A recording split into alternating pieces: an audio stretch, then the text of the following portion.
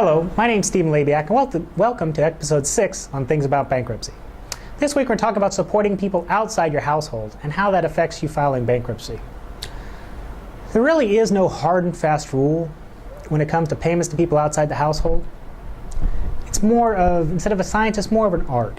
So you kind of got to look at the situation and say, well, basically, does it pass the smell test? What am I talking about? For example, let's say, you're a family of 2 or 3, so you got a kid in the household, but let's say you're helping your mom. Okay, in the grand scheme of life, that's okay. You're helping your mom out. However, there's a big difference between you're sending your mom $200 and you're sending $1,000. It also matters, well, if you did need to take that $1,000 to qualify for a 7, that's going to undergo a lot more scrutiny than you're just sending your mom a couple $100 to help her get by once in a while. What also may end up getting looked at is how much does your mom really need that money?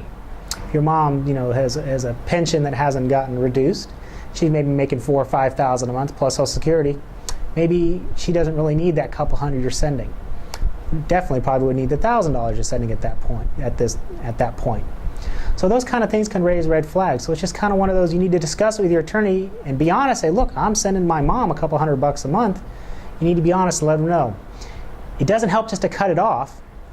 The reason can be as well, if they pull bank statements and they can show a payment of $300 a month to your mom every month, then the question can become, well, why can't you continue to do that, but instead pay off Chase Visa or Citi MasterCard?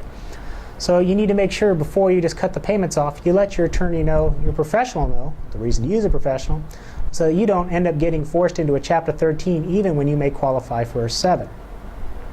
That doesn't mean you need to cut your mom off. It's just one of the things you need to know. Same thing with child support. Now, when it's court-ordered child support, the court's going to take that at face value. They're going to allow that deduction. It's not a big deal. Oftentimes, there's situations where a person may be helping support a child, and there may not be a support order for whatever reason. So maybe they're sending $500, $600 a month. Once again, it's kind of be looked at. But generally with kids, it's one of those things, since they're not able to support themselves, this is assuming the child's under 18, that the courts may be a little more lenient, like, okay, you're sending $600 a month to support your kid. That's a reasonable amount. Now, if the child is 25 and kind of being a bum, that question once again may come up, hey, why are you supporting your kid? The kid should have a job. You can't finance your child going to, Stanford. Maybe you got to cut that back a little bit, and they may force you to pay off some creditors. So it's one of those things where there's really no hard and fast rule. It's more of just looking at it and how does it look? Does it pass the smell test? That's just a thing to keep in mind when you're looking into bankruptcy and when you're paying people outside the household money. So, if you have any questions about this or anything else, feel free to give me a call at 559-274-2868. Thank you.